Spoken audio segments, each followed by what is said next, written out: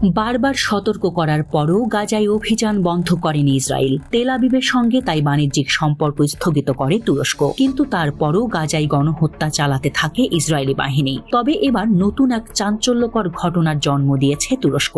নড়ে চড়ে বসেছে বিশ্ব। হয়তো এর ফলেও ইসরায়েলি আগ্রাসন থামবে না, তবে তুরস্ক ফিলিস্তিনের জন্য কি কি করতে পারে তার প্রমাণ দিয়ে চলেছে। নিজেদের কোর্টে বল পেয়ে ইসরায়েলকে চরম শিক্ষা দিয়েছে তুরস্ক। দেশটির একটি বিমানবন্দরে ইসরায়েলের একটি বিমান অবতরণ করার পর তেল আবিবকে নাকানি চুবানি খাইয়েছে এরদোয়ানের দেশ। তুরস্কের আন্তালিয়া বিমানবন্দরে ইসরায়েলি একটি বিমান জরুরি অবতরণ করার পর সেটি জ্বালানি না নিয়েই ফিরে গেছে। ইসরায়েলিদের অভিযোগ বিমানটিকে জ্বালানি দেননি বিমানবন্দরের কর্মীরা। তবে তুরস্কের ভাষ্য, বিমানটির ক্যাপ্টেন জ্বালানি না নিয়েই ফিরে যান।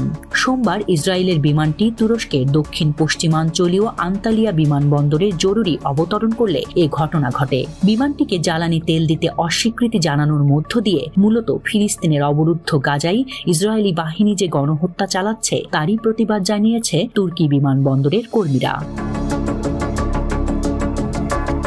তুরস্কের এমন আচরণে পরে অনেকটা বাধ্য হয়ে বিমানটি গ্রিসের রোডসের উদ্দেশ্যে যাত্রা করে। সেখান থেকেই জ্বালানি নিয়ে ইসরায়েলে ফেরে বিমানটি। বিমান পরিবহন সংস্থা এল জানিয়েছে, তুর্কি শ্রমিকদের এই অস্বীকৃতির কারণে বিমানটি জ্বালানি তেল না নিয়েই আকাশে উঠতে বাধ্য হয় এবং জ্বালানি গ্রহণ করার জন্য গ্রিসে অবতরণ করে।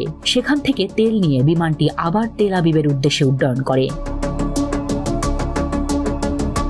ইসরায়েলি বিমান পরিবহন সংস্থা এল এক প্রতিবেদনে জানিয়েছে, সংস্থাটির একটি যাত্রীবাহী বিমান পোল্যান্ডের রাজধানী ওয়ারস থেকে তেল আবিবে ফিরে আসার সময় যান্ত্রিক ত্রুটির কারণে তুরস্কের একটি বিমানবন্দরে জরুরি অবতরণ করতে বাধ্য হয়। ত্রুটি সারানোর পর বিমানটি জ্বালানি তেল সংগ্রহ করতে চাইলে এটিকে জানানো হয় তাকে তেল দেয়া যাবে না।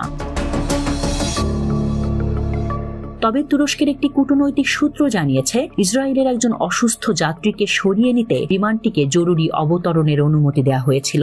মানবিক দিক বিবেচনায় বিমানটিতে জ্বালানি দেওয়ার সিদ্ধান্ত হয়, তবে সব ধরনের প্রাসঙ্গিক কাজ শেষ হওয়ার আগেই ক্যাপ্টেন অন্যত্র চলে যাওয়ার সিদ্ধান্ত গ্রহণ করেন। ফিলিস্তিনের অবরুদ্ধ গাজায় ইসরায়েলি আগ্রাসন শুরুর পর থেকেই সরব তুরস্ক। উপত্যকাটিতে ইসরায়েলের নির্বিচার হামলা ও অভিযানে ব্যাপক প্রাণহানি ও ধ্বংসের কারণে দেশটির প্রধানমন্ত্রী বেনিয়ামিন নেতানিয়াহুর কঠোর সমালোচনা করে আসছেন তুরস্কের প্রেসিডেন্ট এরদোয়ান। এমনকি ইসরায়েলের সঙ্গে চলতি মাসের শুরুর দিকে সব ধরনের ব্যবসা বাণিজ্য বন্ধ করে দেন তিনি। আঙ্কারার এই সিদ্ধান্তে বেশ ভালো বিপাকে পড়েছে তেল আবিব।